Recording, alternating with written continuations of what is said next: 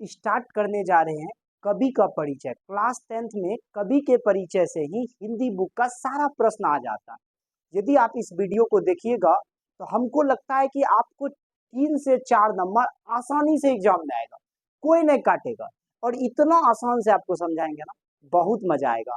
अंतिम तक देखने का वादा कीजिए। नए होंगे ना तो चैनल का सदस्य जरूर बनिएगा। सदस्य बनने के बाद फायदा क्या होगा, जैसे हम कोई भी अच्छा वीडियो डालेंगे, जैसे भी आपके यूजफुल वीडियो डालेंगे, आप तक तुरंत पहुंच जाएगा। और आपको बस इतना करना है, चैनल से जुड़ने के बाद 2 आदमी को इसका सदस्य बनाना। ठीक है, चलिए हम लोग कवि के परिचय को स्टार्ट करते हैं। ये क्लास 10th का है। किस क्लास का है बउआ? क्लास 10th का है। हाँ, क्लास 10th का है, समझे। और यह कवि परिचय है। और इस जो पहला जो गोधूली भाग 2 का पहला चैप्टर है, श्रम विभाजन और जाति प्रथा। इसके लेखक हैं भीमराव अंबेडकर। यदि आप कहानी यानी कविता और उसके लेखक के बारे में जानना चाहते हैं ना, एक ट्रिक के साथ जो कभी जीवन में नहीं भूलना है, तो आप जाइए प्लेलिस्ट में, हिंदी का जो प्लेलिस्ट होगा वहां पे यह वीडियो दिया हुआ है। आराम से देखिए, 2 मिनट में जीवन भर के लिए याद कर दीजिए। इतना मस्त ट्रिक दिए है ना, जो कभी आप भूलवे नहीं कीजिएगा। तो आज हम लोग भीमराव अंबेडकर के बारे में अच्छे से जानेंगे। आखिर उसका जन्म हुआ कहाँ, उसके पिता कौन थे, माता कौन थे, सब बात को हम लोग जानेंगे। क्या है? क्लास 10th हिंदी कवि परिचय, श्रम विभाजन और जाति प्रथा, जिसके लेखक हैं भीमराव अंबेडकर। यह चैप्टर फर्स्ट है। देखिए, इसको जो हम बताएंगे तो लेखक का परिचय बताएंगे, सारांश बताएंगे, क्वेश्चन आंसर बताएंगे, ऑब्जेक्टिव कराएंगे। समझ में आ गया कि नहीं गया? ये 4 काम आप जरूर कीजिएगा। यदि आप ऑफलाइन भी सेंटर पे किसी का होइएगा, यदि वहां आपको नहीं कराया तो हम आपको कराने के लिए तैयार हैं। क्यों डरते हैं? क्यों डरे? क्या होगा? कुछ तो नया होगा। समझ में आ गया कि नहीं गया? इसलिए कुछ नया करना है। सबसे पहले हम लोग जानते हैं आखिर श्रम विभाजन और जाति प्रथा के लेखक कौन है। तो आप जीवन से भर याद रखिए, जाति उति का जो बात का शुरू में कोई चर्चा किया, वह व्यक्ति थे भीमराव अंबेडकर। उन्होंने ही जाति पे कोई टिप्पणी करना प्रारंभ किया। तो श्रम विभाजन और जाति प्रथा के लेखक हो गए भीमराव अंबेडकर। क्योंकि जाति का जब भी बात आएगा ना, तो पहला नाम आकर के आएगा भीमराव अंबेडकर का। तो श्रम विभाजन और जाति प्रथा के लेखक कौन हो गए? बाबा साहेब भीमराव अंबेडकर। इसका पूरा नाम था, क्या था? बाबा साहेब भीमराव अंबेडकर। पहला क्लियर हो गया। अब दूसरा बात आता है, आखिर श्रम विभाजन और जाति प्रथा क्या है? क्या है का मतलब इसका यहाँ पे आएगा, श्रम विभाजन और जाति प्रथा किस प्रकार का विधा है। इसका विधा यानी किस टाइप का यह कहानी है, कि कविता है, कि क्या है, वही आपको बताना। तो आप याद रखिएगा, इसका विधा जो होता है निबंध यानी निबंधात्मक। क्या होता है बुआ?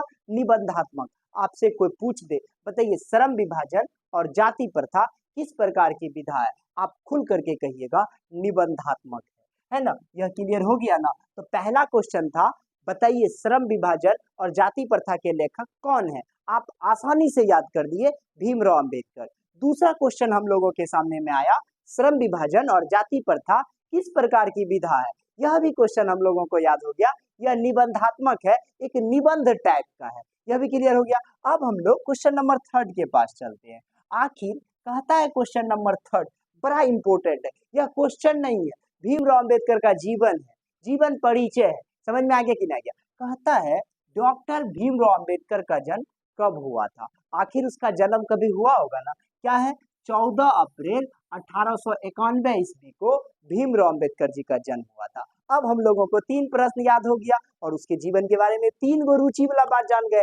पहला बात हम लोग जाने, क्या भीम मतलब श्रम विभाजन और जाति प्रथा के लेखक कौन है, तो भीमराव अंबेडकर।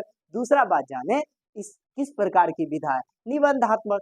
तीसरा बात जाने इसका जन्म कब हुआ था, 14 अप्रैल 1891। तीनों बात क्लियर हो गया।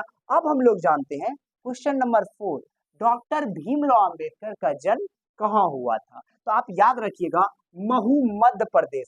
शायद आपको मध्य प्रदेश के बारे में पता होगा, है ना। मध्य प्रदेश भारत का एक राज्य है ना। तो क्या कहता है, डॉक्टर भीमराव अंबेडकर का जन्म जो हुआ वो महू मध्य प्रदेश में हुआ है। कहाँ हुआ है? महू मध्य प्रदेश में हुआ है। किसी को कोई दिक्कत? अब हम लोगों को 4 बात उसके बारे में पता चल गया।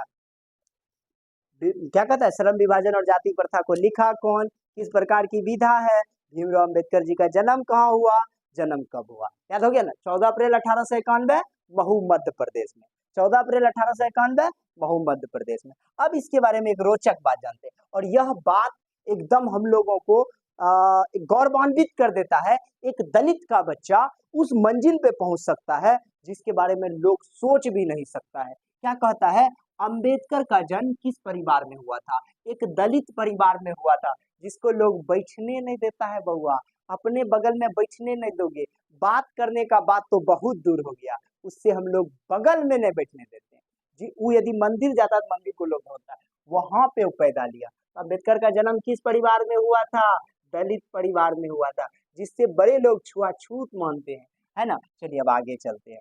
कहता है डॉक्टर अंबेडकर के पिता का नाम क्या है, तो पिताजी का नाम था रामजी सकपाल। क्या नाम था पता चला, रामजी सकपाल। क्या नाम था भीमराव अंबेडकर का, रामजी सकपाल। अच्छा से याद कर लीजिए, जीवन भर मत भूलिएगा, है ना। रामजी सकपाल के लड़के थे भीमराव अंबेडकर। डॉक्टर अंबेडकर की माता का नाम क्या था, माता पिता का तो नाम जानना जरूरी है ना। क्या नाम है, भीमाबाई। क्या नाम है, पिता का नाम रामजी सकपाल, माता का नाम भीमाबाई। जन्म स्थान महू मध्य प्रदेश। जन्म 14 अप्रैल 1891 ईस्वी। समझ में आ गया ना। वह एक दलित परिवार में जन्मा बच्चा था, है ना। उसका जन्म महू मध्य प्रदेश में हुआ था, और यह श्रम विभाजन और जाति प्रथा एक प्रकार का निबंधात्मक है, और इसके लेखक भीमराव अंबेडकर है। शायद आपको यहाँ तक याद हो गया होगा। अब चलिए क्या कहता है, कहता है लेखक को इस युग में कहाँ पर विडंबना दिखाई दिया, तो विडंबना जो दिखाया ना वह जातिवाद में दिखा।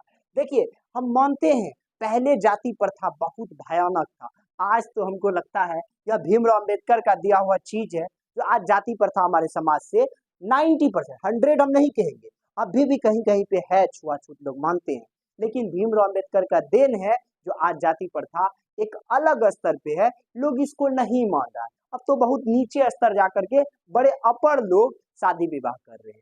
तो लेखक को इस युग में विडंबना कहाँ पे दिखा था, तो जातिवाद में, जातिवाद में उसको विडंबना। शायद हमको भी यह चीज पे मतलब थोड़ा सा शर्म टाइप का महसूस होता है, जो किसी व्यक्ति को जात देखकर उसका इज्जत ना देना, किसी व्यक्ति का हालात देखकर उसका इज्जत ना देना, यह बहुत दूर तक काफी हद तक गलत है ना।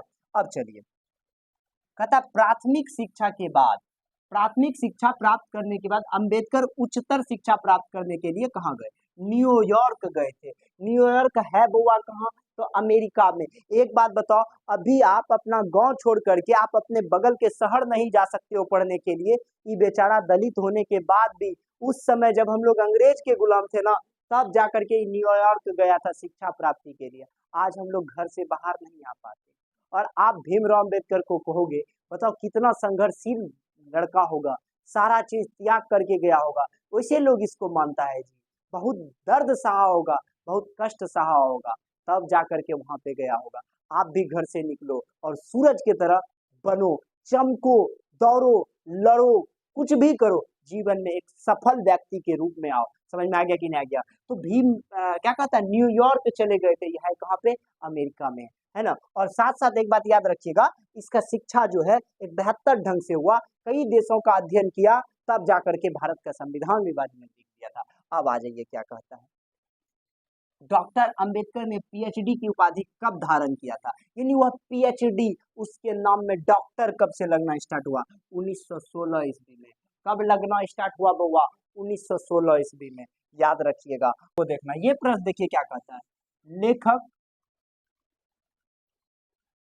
कहता है लेखक बेरोजगारी का प्रमुख और प्रत्यक्ष कारण किसे मानता है। आप याद रखिएगा, हमेशा याद रखिएगा, बेरोजगारी का जो कारण होता है ना वह जाति प्रथा ही, जाति प्रथा के कारण ही लोग बेरोजगार हुए पड़े हुए हैं, है ना। ये रहता है तो ये छोटा जात है, इससे ये काम नहीं करवाएंगे वो काम, तो इसका प्रमुख कारण यही है। कहता है आधुनिक सब समाज कार्य कुशलता के लिए किसे आवश्यक मानता है, तो याद रखिएगा श्रम विभाजन को, एकदम एकदम याद रखिएगा, इसमें तो कोई दिक्कतें नहीं। अब कह रहा है अंबेडकर की दृष्टि में भाईचारा का वास्तविक स्वरूप क्या था, तो दूध और पानी की तरह, तेल और पानी की तरह नहीं, दूध और पानी की तरह। इसका मतलब समझिएगा, पानी दे दीजिए उसमें तो दिखाई नहीं देगा, तेल और पानी में क्या है, दिखाई पड़ेगा तेल। इसका मतलब क्या है, जब दो भाई हो या दो जाति हो या कुछ भी हो, भारत के दो व्यक्ति हो, तो दोनों जब मिले ना तो बड़ा और छोटा ना लगे, दोनों बराबर लगे, पता ही ना लोग को चले यह क्या था, इन जो हम छियो हमरा पर तू डिपेंड छी, ऐसा वाला बात नहीं होना चाहिए, यह बात बड़ा गलत है ना। चलिए अब क्या कहता है, कहता है अंबेडकर चिंतन व रचनात्मक के लिए प्रेरक व्यक्ति थे। अंबेडकर के चिंतन व रचनात्मक व्यक्ति थे तीन, बुद्ध, कबीर, ज्योतिबा फूले, तीन व्यक्ति थे इसके चिंतन व रचनात्मक। ठीक है, कौन सा? बुद्ध, कबीर, ज्योतिबा फूले, बुद्ध, कबीर और ज्योतिबा फूले। ओके, अब क्वेश्चन नंबर 15 पे चलिए। क्वेश्चन नंबर 15 क्या कहता है, श्रम विभाजन और जाति प्रथा पाठ बाबा साहेब के किस भाषण का संपादित अंश है? मतलब वो किस भाषण में इस रूप का निबंध बोला था? तो एनिहिलेशन ऑफ कास्ट में बोला था। एनिहिलेशन ऑफ कास्ट एक भाषण है किसका?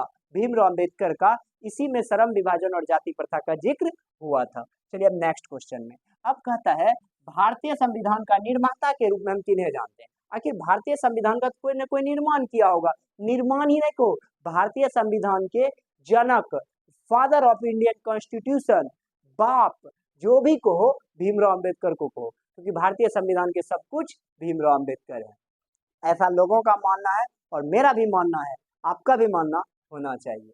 चलिए भीमराव अंबेडकर क्यों? जब एक दलित का व्यक्ति उतना ऊंचा काम कर सकता है, उसके सामने में सबका काम फीका है, ये बात आप कहोगे भीमराव अंबेडकर को क्यों कह रहे हैं? एक दलित का बच्चा वहां जाकर के काम कर रहा है, इससे बड़ा आपके साथ बैठ रहा है नाक में आंख मिला करके, यही सबसे बड़ा बात। अब क्या कहता है, डॉक्टर अंबेडकर ने किस पत्रिका का संपादन किया? डॉक्टर अंबेडकर ने बहिष्कृत भारत का संपादन किया था। किसका संपादन किया था? बहिष्कृत। अब एक बात देखना, क्या कहता है, संविधान तो बनाया, संविधान को लिखित किया, लेकिन लालू यादव ही एकमात्र ऐसे नेता हैं जो जीवन एक पृथ्वी पर ये जाति प्रथा को खत्म करने का, दलित का यदि भीमराव अंबेडकर को बाप कहोगे ना तो चाचा लालू यादव को कहना पड़ेगा, क्योंकि दलित के मुंह में आवाज यदि किसी के दम पे आया तो लालू यादव के मुंह से आया, उसी के बावजूद आया है, समझ में आ गया ना, उसी को आवाज दिलाया लालू यादव, इतने बड़े नेता थे। कहता भीमराव अंबेडकर किसके कहने पर न्यूयॉर्क शिक्षा प्राप्ति के लिए गए थे? बड़ौदा नरेश। अब एक बात बताओ बुआ, अब फिर बाद में लंदन गए थे शिक्षा प्राप्ति के लिए। कोई भी व्यक्ति यदि कहीं जाता है उसमें उस पे पीछे किसी का न किसी का हाथ होता है, आशीर्वाद होता है, तब जाकर के वह बड़ा बनता है। तो आप अपने भी पीछे किसी को न किसी को रखिए, यदि आप एवरेज हो या कुछ भी हो तो आपको दूसरा का सहयोग चाहिए। समझ में आ गया कि नहीं गया? फिर देखिए क्या कहता है, उनकी प्रमुख रचनाएं एवं भाषण क्या है? तो कहता है the caste in India, the untouchables, who are Shudras, Buddhism and communism, the Hindu women, Buddha and his Dhamma. बस आपको इसी को याद रखना है, यह बार बार, कई बार, हजार बार यही चीज पूछता है, इससे बाहर नहीं पूछता। उसमें और सारा बुक में होगा आपका, उसको आपको याद नहीं रखना है। तो समझ में आ गया होगा शायद, यह चैप्टर आपको बेहतर ढंग से समझ में आ गया कि नहीं गया। और भारतीय संविधान का जनक भीमराव अंबेडकर, जन्म महू मध्य प्रदेश में, समझ में आ गया कि नहीं गया? पूरा अच्छा से इसको लिख लीजिए और जीवन भर याद रखिएगा, एग्जाम तक तो जरूर याद रखिएगा, एग्जाम के बाद आकर के मतलब बोकर दीजिएगा, हमको कोई दिक्कत नहीं, एग्जाम भर जरूर मेरा वीडियो देखते रहिएगा, एग्जाम देने के बाद मत देखिएगा। समझ में आ गया कि नहीं गया? क्योंकि यह वीडियो आपके जीवन में वह मकाम हासिल करवाएगा जो आपको जीवन भर इज्जत दिलाएगा, सम्मान दिलाएगा। तो आपको भीमराव अंबेडकर का जीवन बहुत बेस्ट लगा होगा, जम करके शेयर कीजिएगा। मिलते हैं हम लोग नेक्स्ट